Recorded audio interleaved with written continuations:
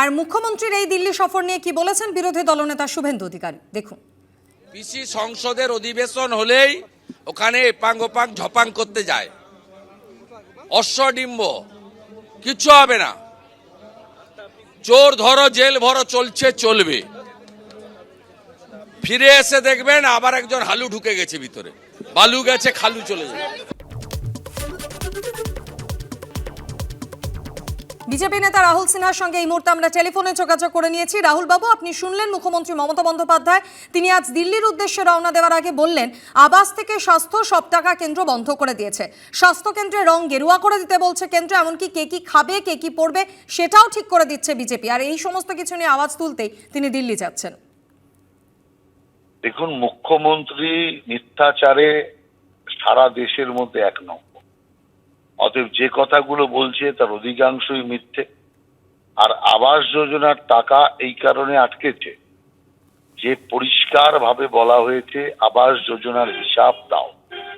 টাকা কেন্দ্রীয় সরকার দিচ্ছে, কিন্তু টাকাটা কেন্দ্রীয় সরকারের নয়, টাকাটা ভারতবর্ষের মানুষের করের টাকা। অতএব করের টাকা কেন্দ্রীয় সরকার দেখবে চোখের সামনে তৃণমূলের লোকরা পকেটস্থ করছে, গরিব মানুষ হাহাকার করছে, এটা তো কোনো মতেই মেনে নেওয়া যায় না, আর এটা মানা যাবে না।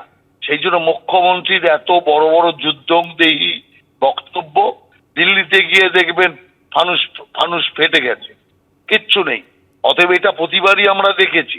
সেই জন্য আমরা মনে করি যে মুখ্যমন্ত্রী যদি সোজা হিসাবটা নিয়ে যেত আর প্রধানমন্ত্রীকে দেখাতেন যে হিসাব দেওয়ার পরেও আমাদের টাকা দিচ্ছে না, তাহলে এটা একটা মাত্রা হতো, বাংলার মুখ রক্ষা হতো। কিন্তু যখনই দেবে সমস্ত লোক বলবে যে চোর এসছে, সব টাকা খেয়ে ফেলেছে মানুষের, এখন উল্টে আবার ভিক্ষা মাগতে এসছে। এটা টাকা চাওয়া নয়, এটা ভিক্ষে মাগার সামিল হচ্ছে। যদি কাজ করে এবং সত্যিকারের মানুষের টাকা মানুষের কাছে পৌঁছে দিয়ে টাকা চাইতে যেত, তাহলে সেটা বাংলারও গর্বের হতো, মুখ্যমন্ত্রীরও গর্বের হতো। অনেক ধন্যবাদ রাহুল বাবু আমাদের সঙ্গে কথা বলার জন্য।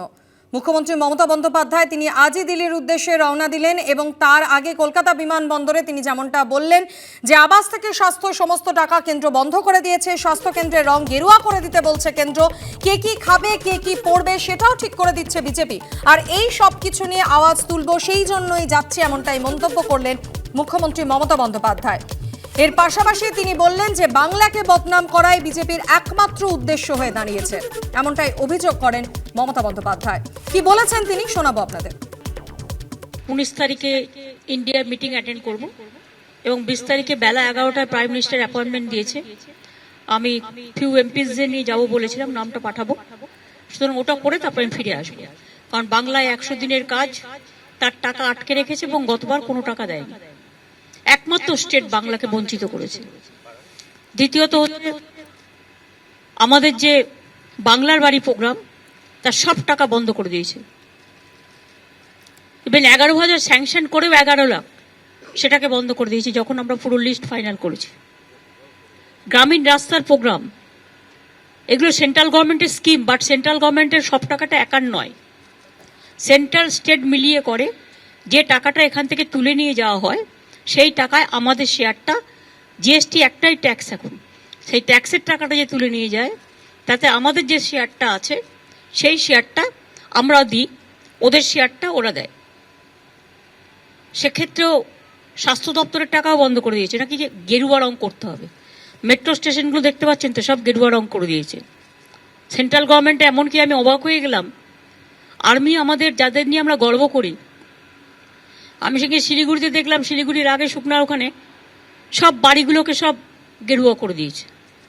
আর আমাদের বলছে সব স্বাস্থ্যকেন্দ্রে সব গেরুয়া করে দিতে হবে। কেন আমরা গেরুয়া করব? আমাদের তো স্টেটের একটা ব্র্যান্ড আছে নীল সাদা, এটা তো পার্টির ব্র্যান্ড নয়। আমরাই প্রথম কালারের বানটা শুরু করি। এটা কোনো অজুহাত হতে পারে? প্রত্যেকটা জায়গায় শুধু বিজেপির লোগো লাগাতে হবে, পার্টির লোগো, আর রং করতে হবে বিজেপি কালার? তো মানুষের ইন্ডিপেন্ডেন্সি বলে কিছু থাকবে না। কে কি খাবে সেটাও ঠিক করে দেবে, কে কি পড়বে সেটাও ঠিক করে দেবে, সিলেবাসে যা ইচ্ছে তাই ঢোকাবে। টোটাল মানুষের মাথাটা ডিস্টার্ব করে দেওয়ার একটা, পাট আপ করে দেওয়ার একটা পরিকল্পনা, এবং সেটা নিয়ে নিশ্চয়ই আমরা আওয়াজ তুলব এবং আওয়াজ তুলছি। এই কথাগুলো আমার নিশ্চয়ই কথার মধ্যে থাকবে।